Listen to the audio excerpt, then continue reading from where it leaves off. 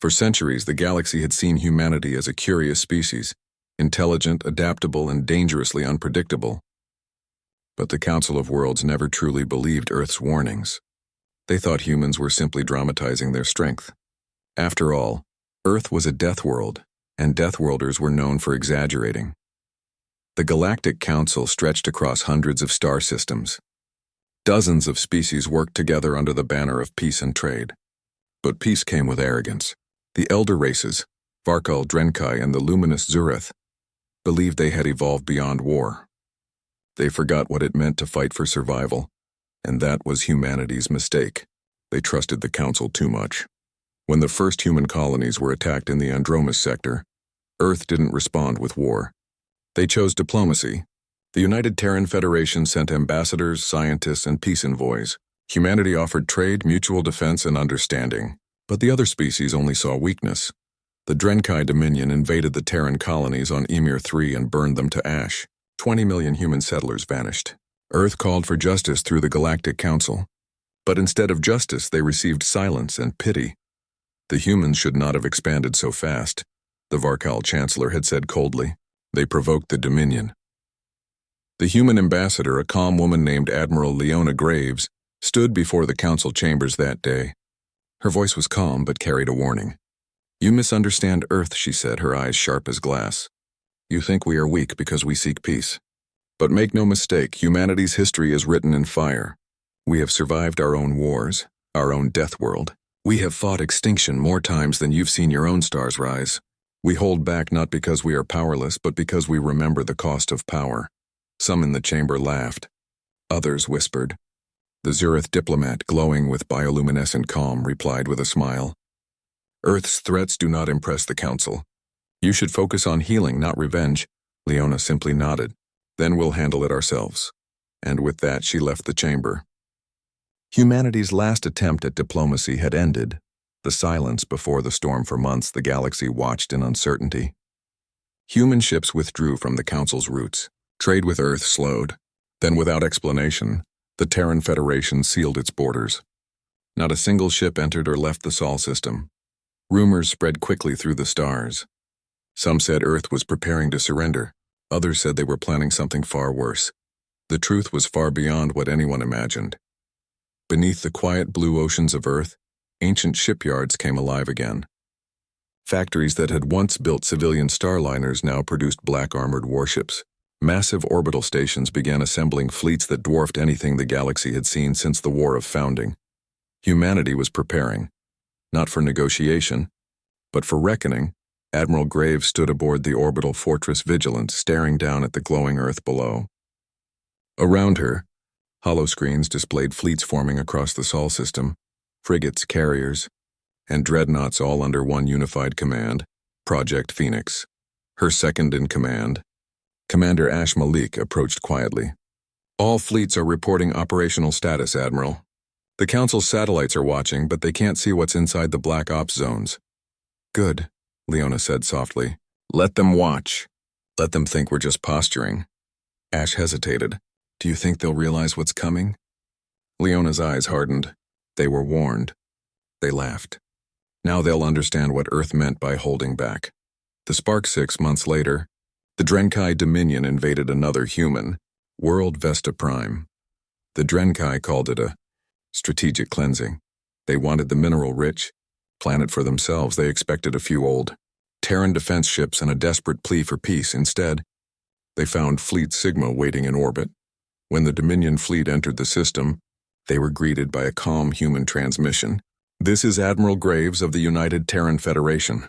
You are trespassing on sovereign human territory. Withdraw immediately." The Drenkai Admiral laughed. "Earth's weaklings dare challenge us? You hide behind your council treaties. You are not warriors." Graves smiled faintly. "We were trying to be better than that." Then she gave the order. "All ships, Operation Dawnfire, begin." From the black of space, hundreds of Terran warships decloaked.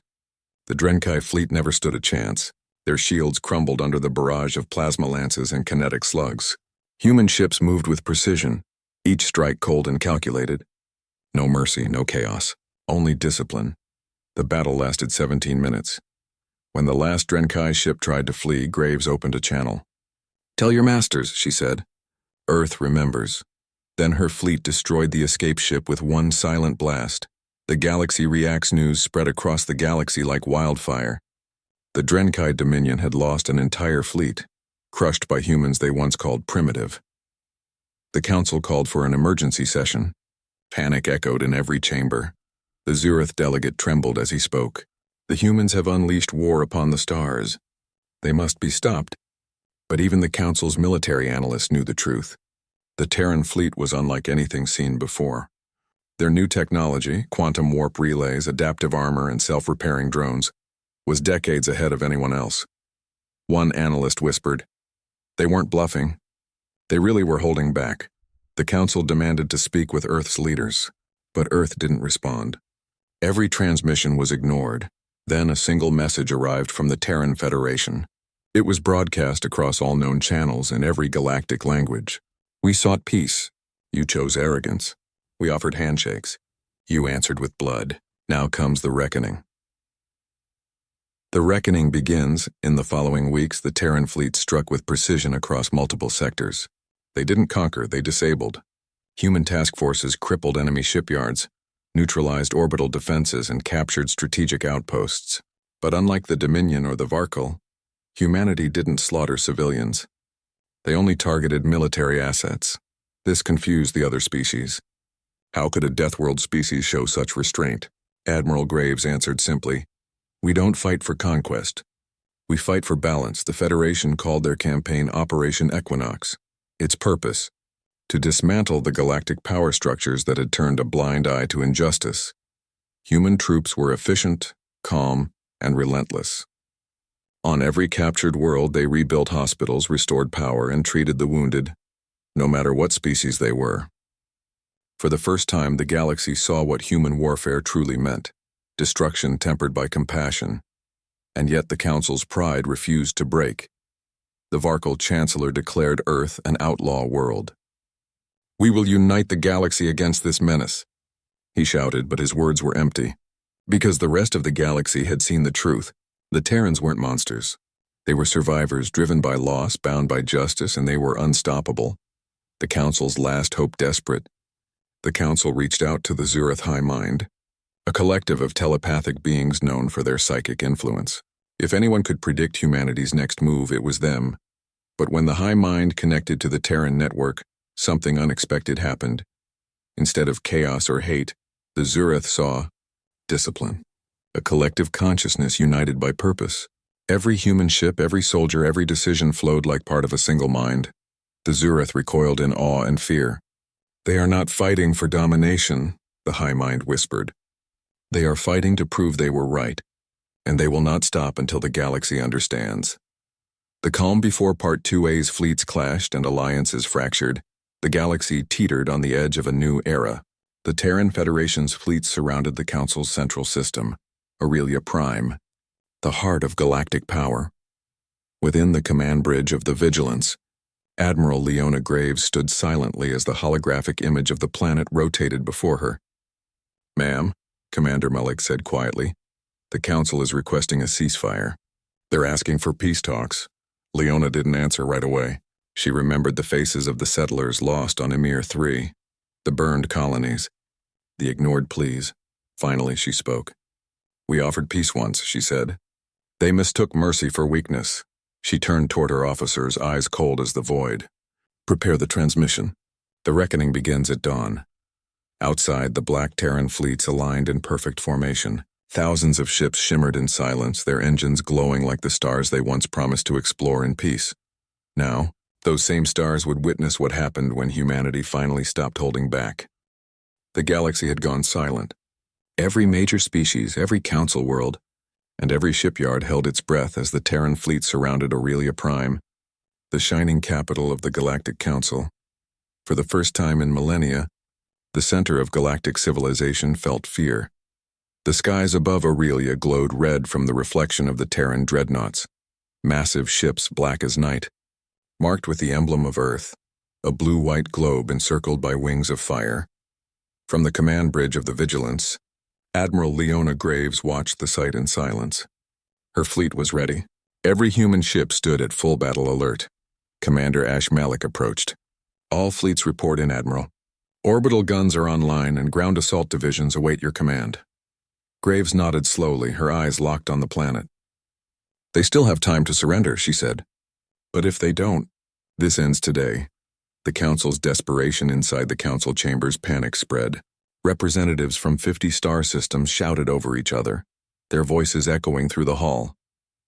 They've surrounded us. Our fleets can't even break their blockade. The humans are monsters. At the center of the chaos, the Varkal Chancellor slammed his claws on the table.